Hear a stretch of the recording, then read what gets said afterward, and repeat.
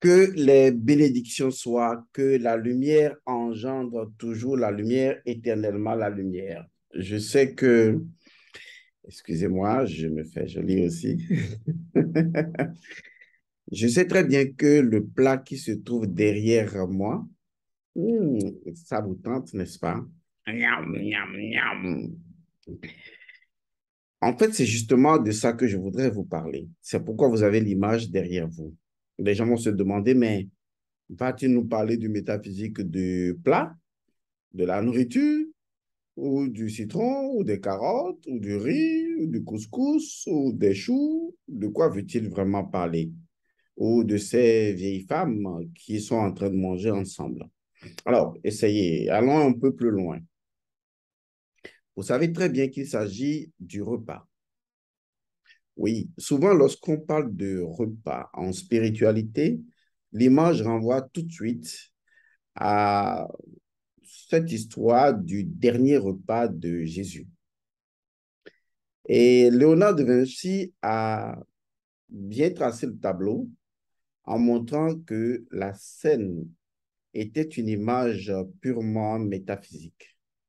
Et que nous avons autour de cette table, nous avons autour de cette, ou dans cette scène de Léonard, nous avons des personnages qui sont autour d'une table en train de partager deux choses généralement. Il s'agit donc du pain et du vin. Vous vous rappelez de cette phrase avec laquelle on vous a martelé l'esprit tout le temps? Prenez, ceci est mon sang, buvez, prenez, ceci est mon corps, mangez. Donc, vous vous rappelez de cette histoire qui a traduit, qui a conduit à la communion. Mais est-ce que vous savez qu'en réalité, l'histoire de la scène qui va inspirer d'ailleurs le repas français, parce que vous savez que le français aime rester à table. S'il y a un peuple qui adore être à table pour manger, c'est le français. Le français, les Français aiment rester à table. Et il y a une chose qui ne manque pas en France lorsque vous mangez à table, c'est naturellement le pain. Le pain ne manque pas.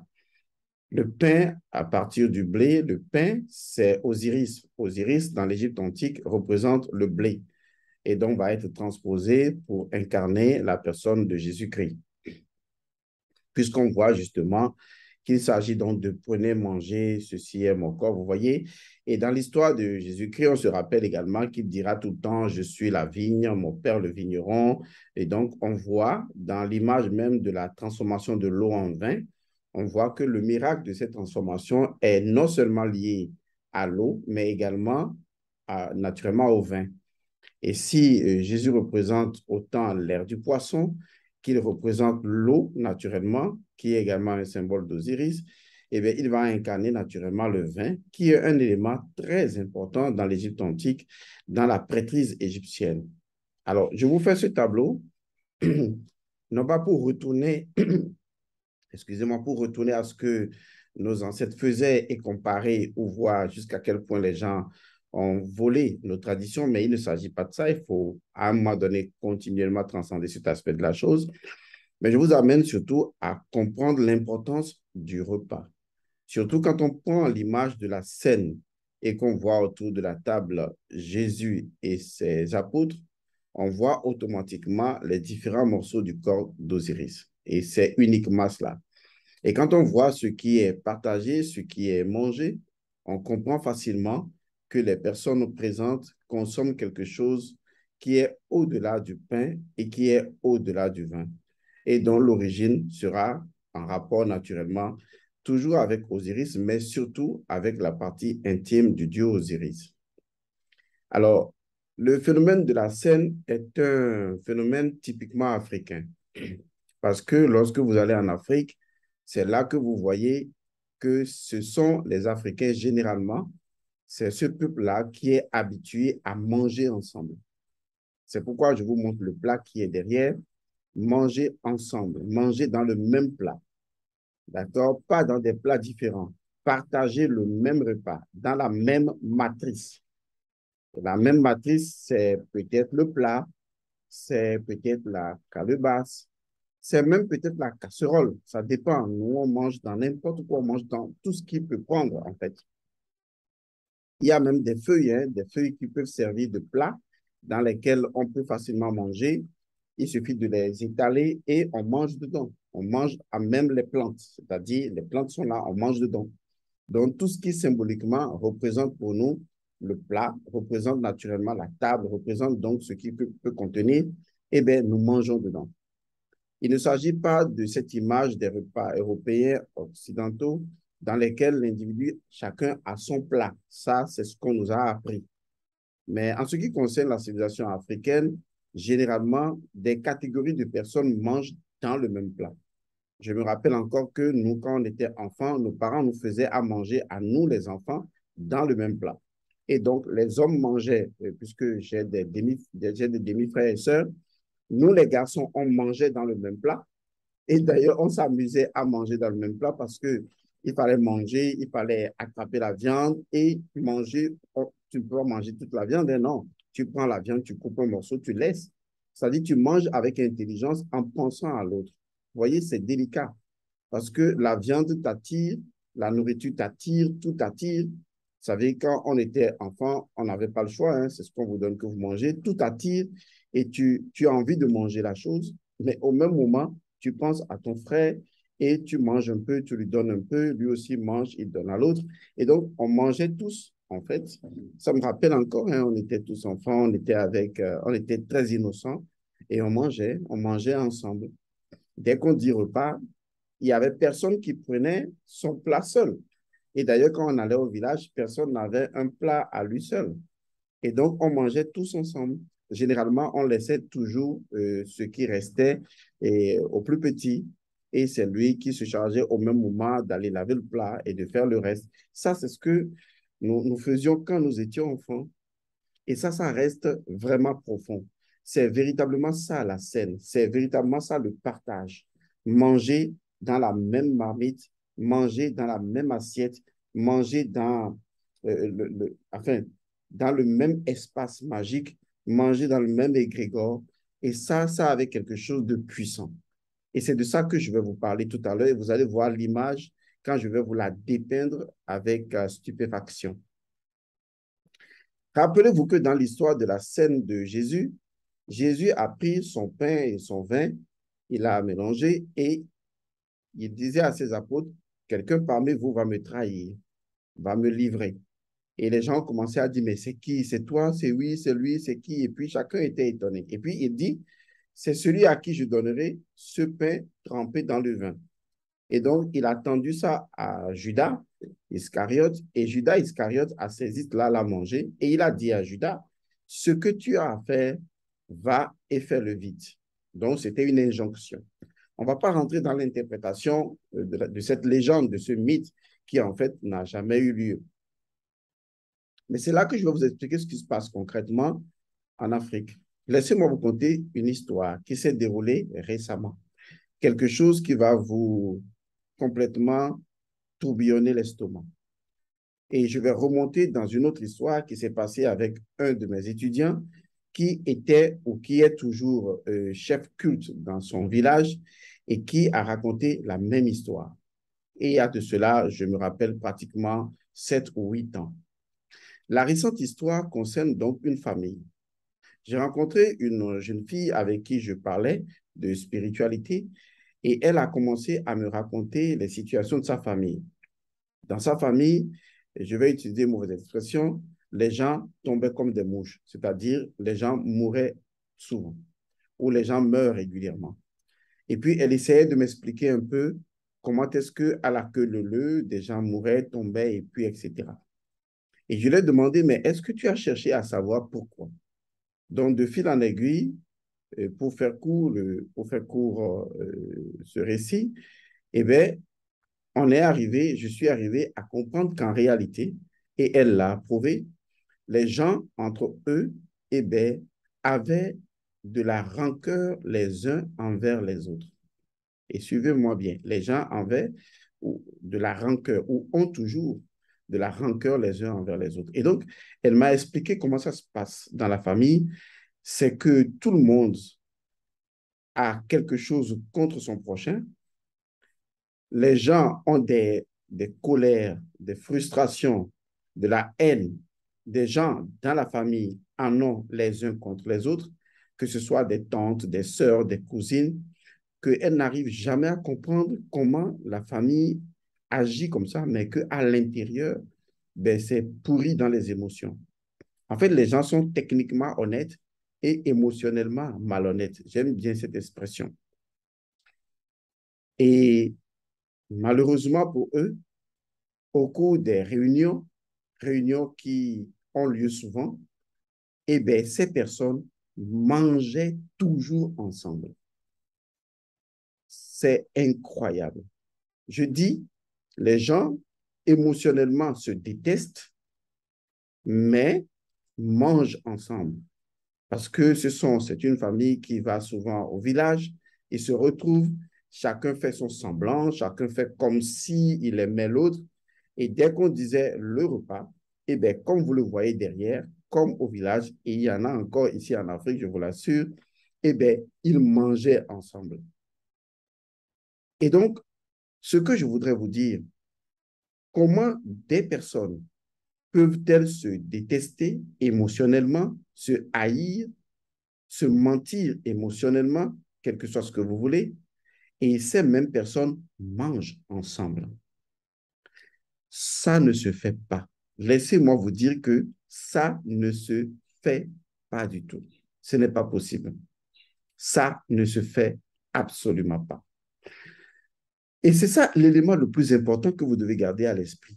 Je me rappelle donc de cette histoire il y a 7 ou 8 ans d'un de mes amis qui est étudiant toujours et qui devait être élu chef spirituel de sa région après le décès de celui qui était chef. Et donc, il était le seul pouvant occuper le poste.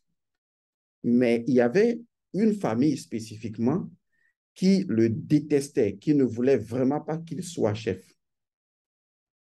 Et donc, le jour J, au moment de son intronisation, il a demandé qu'on fasse préparer un repas. Et donc, on a préparé le repas. Tout le monde était là. Le roi s'assoit. Il invite les collectivités, ou du moins les responsables des collectivités, les personnes qui les représentent, à venir et a dit sur la nourriture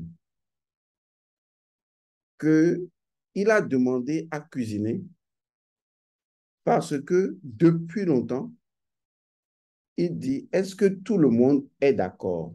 Qui n'est pas d'accord? Qui ne veut pas? Qu'est-ce que vous avez les uns contre les autres? Qu'est-ce que vous avez contre moi? Personne ne parle. Lui, dans son cœur, il n'a rien contre personne. Il aime tout le monde. L'oracle l'a désigné. Il est chef spirituel. Mais que chacun se souvienne de ce qui arrive. Aujourd'hui, là, tout le monde va manger dans le même plat. Tout le monde va manger dans le même plat. Lui-même, il va manger dedans. Si quelqu'un sait que lui-même ne peut pas manger dans le plat, il n'a qu'à savoir. Parce que vous savez ce qui va se passer. Mais aujourd'hui, là, on va savoir qui sont ceux qui sont pour et ceux qui sont contre. Et c'est ainsi que des aveux ont fini par sortir. Et après les aveux, on a fait les libations. Et c'est uniquement après les libations que eux tous, ils ont mangé ensemble. Pourquoi? Parce que vous ne pouvez pas manger dans le même plat et encore à la même table, parce que la table fait office de plat. Vous ne pouvez pas faire ça avec une personne avec qui vous avez véritablement des situations émotionnelles d'envergure proche de la haine. Ne mangez pas dans le même plat que des personnes avec qui vous ne vous entendez absolument pas. Je le dis à tout le monde parce que des gens peuvent se dire, oui, j'ai des choses contre lui, je vais même me venger de lui, je vais lui faire du mal. Mais quand vous regardez, ah, mon frère, ça va, oh, bon, assieds-toi, on va manger ensemble. On retrouve ça énormément en Afrique, même chez des Africains qui sont à l'étranger. et des gens qui mangent avec vous dans le même plat. En tout cas, vous qui m'écoutez, si vous voulez manger dans le même plat avec quelqu'un, n'ayez rien contre la personne. Essayez de purifier votre esprit. Essayez d'être en harmonie avec la loi. Si la personne a quelque chose contre vous, c'est la personne qui en aura les conséquences. Parce que dans la tradition africaine, la nourriture, et nous, la nourriture, c'est un vaudou. La nourriture est sacrée. La nourriture est un vaudou. Et donc, on ne peut pas venir manger un vaudou et au même moment, dans son émotion, dans son cœur, on prévoit faire du mal à l'autre. C'est ce qui s'est passé littéralement dans l'histoire de la scène mythique de Jésus. Parce que, en fait, autour de la scène, un phénomène a eu lieu. Ce qui a révélé, il faut bien comprendre ce que j'ai dit, ce qui a révélé, symboliquement parlant, Judas Iscariote, c'est la nourriture. C'est pourquoi, symboliquement, Jésus disait, celui qui mange à ma table a levé la main contre moi. Ça veut dire qu'en fait, quelqu'un qui mange à la même table que vous et qui vous veut du mal, ben, il finira par mourir. C'est important de garder cette scène à l'esprit. J'ai voulu partager avec vous cette histoire et j'ai dit donc à cette jeune fille de faire très attention parce que si vous allez au village et vous mangez ensemble, c'est vrai, on ne peut pas sonder les cœurs des autres, mais que vous, votre cœur, ne soit point un cœur qui veut nuire à une autre personne et qui vient manger au même moment que la personne. Cela va tuer votre âme. Parce que là où va la nourriture, c'est qu'elle va justement à l'endroit précis d'où votre âme en aura besoin pour se nourrir. Parce qu'elle va à un endroit précis où votre âme va en puiser le cas, la nourriture de force de vitalité pour se nourrir. C'est pour cette raison que la nourriture est un vaudou. La nourriture est une divinité. Et vous devez faire attention lorsque vous voulez partager la nourriture avec quelqu'un. Ne dites pas, non, non, bon, moi, j'ai toujours des choses contre cette personne, mais bon, on est allé manger ensemble, mais bon, moi, ça n'a pas changé mon idée par rapport à cette personne, non. Si vous n'avez pas changé d'avis par rapport à la personne, n'allez pas manger avec la personne. C'est aussi simple que ça. Parce que ce sont des situations comme les situations de la scène qui conduisent forcément à la mort. Ça conduira une des personnes à la résurrection et à la transformation de sa spiritualité, mais ça conduira une autre personne à la pendaison par les pieds. C'est une image assez symbolique, mais que je ramène à votre conscience pour vous faire comprendre que dans la nourriture, chacun prend ce qu'il a apporté. Et la nourriture étant un vaudou, un principe, va restituer à chacun ce que chacun a apporté. Car votre émotion, c'est l'expression de votre âme pour pouvoir prendre quelque chose de vitalité. Et quand votre âme prend, elle prendra à la coloration de la nature de vos émotions au sein de la nourriture. Et ce sera à vous de juger si vous n'aurez pas mal au ventre après et que peut-être si après vous n'aurez pas une maladie spirituelle qui tôt ou tard va finalement se dégénérer en maladie physique. Ceci est juste un conseil que je vous donne. Je reviendrai sur l'histoire de la scène de Jésus une fois encore pour vous expliquer les différents mystères que cela regorge, pour vous montrer en réalité qu'il y a des choses derrière les choses que vous devez forcément comprendre. Je voudrais porter également l'attention de tous ceux qui suivent cette mini-capsule que bientôt, nous allons lancer un livre, un nouveau livre. Ce livre, ce n'est que la reproduction physique d'une formation qui se trouve dans une formation Et cette mini-formation au sein d'une grande formation, c'est tout simplement le vénérable Om Mani Padme Hum. Vous voyez déjà cette image? Voilà, ça, c'est la couverture du prochain livre. Le livre est intitulé Om Mani Padme Hum. Il s'agit donc, et vous le lisez en sous-titrage, le principe fondamental de l'éternelle création. Om Mani Padme Hum. Toutes les personnes qui ont suivi ou qui suivent encore la formation sur les menstrues et qui ont accès à cette mini-formation ont été étonnées.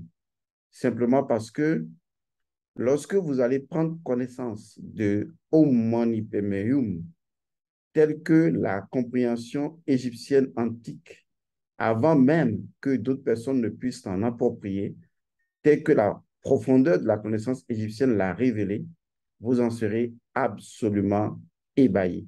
Et vous verrez qu'en fait, on peut faire l'utilisation de Om Mani Padme Hum pour pouvoir transformer toutes les énergies de son être, atteindre l'illumination, devenir Atum. Et donc, c'est ce secret qui est révélé dans ce livre qui va sortir bientôt. Et j'espère que vous allez l'adorer. Pour ceux qui sont déjà dans la formation, vous déciderez si vous achèterez ce livre ou pas. Mais pour beaucoup de personnes, il est toujours important d'avoir un écrit. Et donc, nous sommes actuellement dans la phase de lancement de ce livre. Ce livre va sortir bientôt. Alors, s'il y a des personnes qui souhaiteraient, comme on le fait généralement, acheter ce livre en avance, ben, ce sera à vous de décider. Mais cette option ne sera possible que pour les personnes qui se retrouvent dans les pays comme le Togo et le Bénin, c'est-à-dire les personnes qui peuvent avoir le livre physiquement. Mais les personnes qui sont à distance, c'est seulement lorsque le livre sera sur Amazon. Et d'ailleurs, c'est vous qui aurez le livre premièrement sur Amazon. Hein. Avant que le livre ne sorte physiquement, vous l'aurez sur Amazon. Vous l'aurez directement sur Amazon. Mais si les personnes qui sont dans les pays comme le Togo, le Bénin, ou les pays où les gens peuvent avoir physiquement le livre, veulent l'acheter à l'avance, eh bien, vous contacterez toujours les services de secrétariat et on vous dira à combien vous pouvez préacheter le livre avant sa sortie, comme on a l'habitude de le faire depuis déjà un bon moment. Vous savez que le livre coûte moins cher lorsque vous préachetez et que ça devient beaucoup plus cher lorsque vous l'achetez après. Donc, à vous de savoir si ce livre va vous intéresser. Et je sais la raison pour laquelle j'ai fait ce livre, parce que je le traduirai également en anglais. Je sais pourquoi. Une autre fois, je vous dirai la raison pour laquelle j'ai voulu mettre à part le Om Mani Padme Hum, et certainement vous comprendrez la raison. Je voudrais rappeler également aux uns et aux autres que nous sommes toujours dans la période de Rafeza, rituel annuel du feu sacré. Un ensemble donc de purification, de désenvoûtement, de protection que nous organisons à la fin de l'année. Vous trouverez justement en bas de cette vidéo le communiqué et à l'intérieur les numéros de secrétariat et mon numéro de WhatsApp personnel. Je vous invite donc à vous inscrire à Rafeza, surtout que dans Rafeza, nous avons une formation. On a plusieurs formations maintenant dans Rafeza hein, qui seront des visioconférences, mais nous avons une formation très précise. C'est comment créer l'entité spirituelle de la monnaie ou de l'énergie de la monnaie ou de l'argent, si vous voulez. Nous avons donc déjà, au cours de la première rencontre en visioconférence, nous avons fait un échange extraordinaire avec toutes les personnes qui étaient présentes. Mais je voudrais rassurer toutes les personnes qui sont encore en retard que, eh bien, vous devez vous inscrire. Ne dites pas la visioconférence est déjà passée. Elle n'est pas passée, la visioconférence. Elle est toujours là, la visioconférence. Donc, je vous invite à vous inscrire et donc à suivre également les autres visioconférences. Plus tôt vous le ferez, mieux vous serez informé. D'ailleurs, toutes les visioconférences sont enregistrées dans le groupe. Donc, quand vous rentrez dans le groupe, vous avez accès forcément à cette visioconférence et à d'autres visioconférences dont vous avez tout à y gagner en participant à Rafeza. Et donc, quand vous participez à Rafeza, eh bien, vous pouvez également inscrire des morts. Lisez le document et permettre à ce que nous les accompagnions. Nous avons également en bas de cette vidéo, à la fin du communiqué, vous allez trouver le site. Nous avons maintenant un site Internet. Vous pouvez vous inscrire directement sur le site. Les gens qui se sont inscrits sur le site, ne vous en faites pas. Bientôt, on va vous demander vos photos et vous nous les fournirez et on fera le travail là-dessus. Les autres personnes peuvent également commencer à s'inscrire directement en ligne à travers notre site Internet dont la référence sera en bas. Une fois que vous allez sur le site, eh bien, vous allez vous inscrire, vous aurez directement les liens ou les codes QR et vous intégrez spontanément les groupes pour lesquels vous aurez souscrit. Vous voyez, c'est plus facile. Tout cela me permet d'avoir un peu plus de temps pour m'occuper d'autres choses et de ne pas être à gérer encore un certain nombre de choses parce que je souhaiterais que les choses se fassent bien. J'aime bien que les choses se fassent bien. Pourquoi? Parce que vous imaginez quand quelqu'un envoie une photo et que la personne est vivante et que par erreur, on envoie la personne d'un vivant pour lui faire des cérémonies de quelqu'un qui est déjà mort, alors que les morts ont leur groupe à part et les vivants ont leur groupe à part, vous imaginez que ça, ce n'est pas normal. C'est pour cette raison que je suis moi-même. Et surtout que je ne souhaite pas que les photos que les gens m'envoient se retrouvent ailleurs, puisque je respecte énormément la vie privée des gens. Je veille à ce que ce soit moi-même qui récupère et les photos des vivants et les photos des morts. J'aime faire ce genre de choses pour être sûr de ce que je fais parce que je ne voudrais pas que les vivants, leurs photos se retrouvent dans une cérémonie de mort ou que les morts, leurs photos se retrouvent dans une cérémonie de vivants. Ce ne serait pas intelligent. Pour les morts, il n'y a pas de souci, mais pour les vivants, ce n'est pas intelligent. Donc, je veille au grain pour que cela se fasse véritablement bien. C'est d'ailleurs pourquoi je vous invite, lorsque vous m'envoyez les photos, s'il vous plaît, mettez bel et bien telle personne décédée et les conditions, telle personne est vivante pour que la différence se fasse. J'ai vu malheureusement que des gens m'envoient des photos en pagaille. Quand je dis en pagaille, ça veut dire que des gens vous envoient les photos pêle-mêle et après vous envoient une liste de noms. Comme si c'est à vous de trier maintenant les noms avec les photos. Quand même, soyons un peu plus disciplinés. Si vous voulez envoyer des photos, mettez votre photo en premier, votre nom et prénom en bas. Dites, ça, c'est moi. Ensuite, vous mettez premier défunt, deuxième défunt, et vous mettez en bas de chaque photo le nom et prénom de la personne. C'est tout. Ce n'est pas aussi compliqué que ça. D'accord? Prenez les choses au sérieux et faites les choses avec conscience. C'est tout ce que moi je peux vous demander. Nous sommes tous des responsables. C'est parce que ma responsabilité spirituelle est engagée, non pas par rapport à vous, mais par rapport à moi-même et par rapport aux principes que je vénère, que je suis obligé de veiller au grain et de ne pas laisser vos erreurs m'induire en erreur. Donc, aidez-moi à vous aider, même si j'ai plus conscience que vous de la gravité des choses. Je vous le dis pour que vous soyez un peu plus attentifs. D'accord? Donc, vous pouvez continuer de vous inscrire dans Rafeza, qui aura lieu donc en décembre. Et vous savez bien sûr que ça aura lieu au Bénin et au Togo. Donc, les gens qui sont à distance, eux, nous faisons un double Rafeza pour eux parce que nous travaillons aussi bien pour eux en ce qui concerne Rafeza du Togo que Rafeza du Bénin. Vous voyez, eux, ils sont bien logés en quelque sorte. Et si ces personnes qui s'inscrivent en ligne veulent aussi envoyer pour les défunts, vous pouvez également me joindre personnellement pour que vous fassiez des compléments et que vous envoyez les défunts, leurs photos, noms et prénoms et qu'on puisse les mettre dans la partie destinée aux défunts. De toute façon, si vous avez besoin d'informations, vous avez des numéros en bas d'InfoLine et vous les questionnez. On vous dit ce qu'il faut faire en toute simplicité. Voilà. Donc, vous avez compris. Rafeza est toujours ouvert.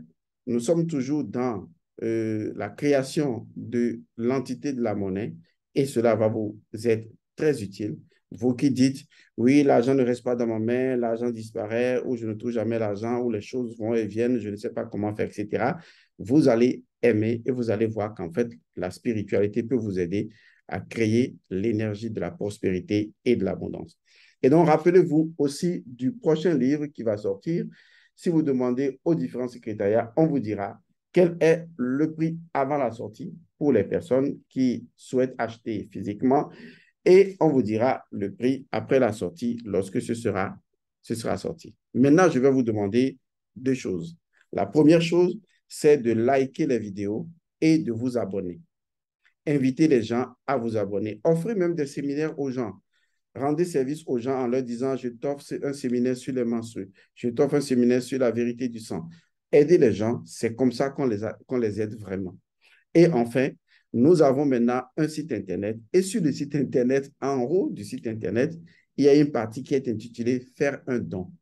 N'oubliez pas de nous faire des dons, de nous faire des donations. Les personnes qui font des dons généralement ou qui nous faisaient des dons, vous pouvez les faire directement sur le site Internet. Vous allez sur le site Internet, vous verrez en haut faire un don et vous faites un don. Et donc, le lien est en bas, le lien du site Internet est en bas. Ou si vous voulez, je vous donne également ce lien.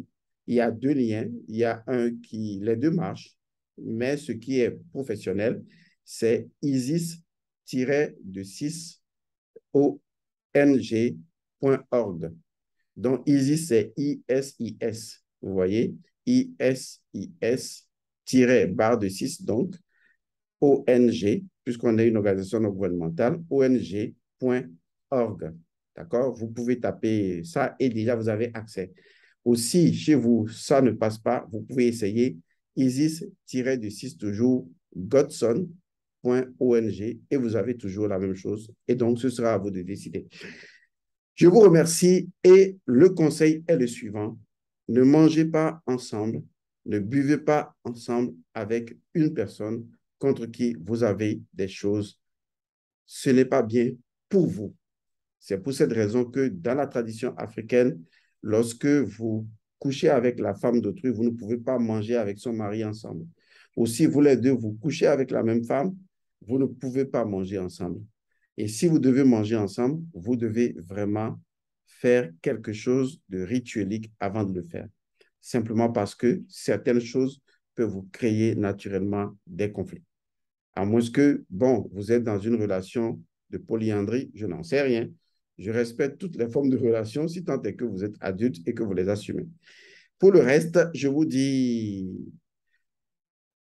elle mange quoi finalement, ces vieilles sorcières-là? Hmm. Je vais demander qu'on me prépare ça.